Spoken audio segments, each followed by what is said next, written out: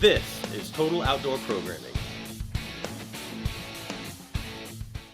Hey, this is Marty from Total Outdoor Programming. It's getting to be that time of year. We got waterfowl season coming up. So one of my favorite things to do during waterfowl season is to hunt reservoirs.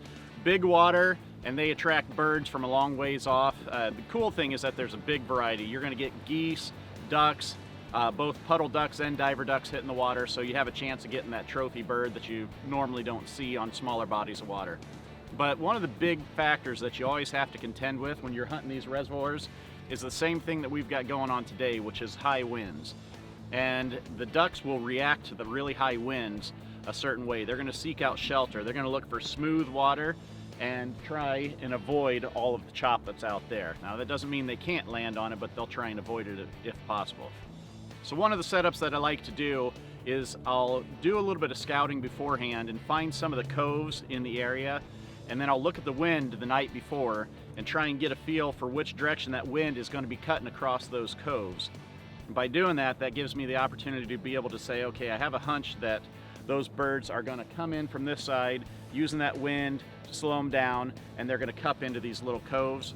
So once I've decided the area that I'm going to set up on, what you want to do is start off with the actual still water area, that cove, that break from the wind, and set up your main spread of decoys right around that edge there, inside into the still water. That's the area that the ducks would naturally land, so you want them to come in and say, okay, I've got friends here, that's where I want to be.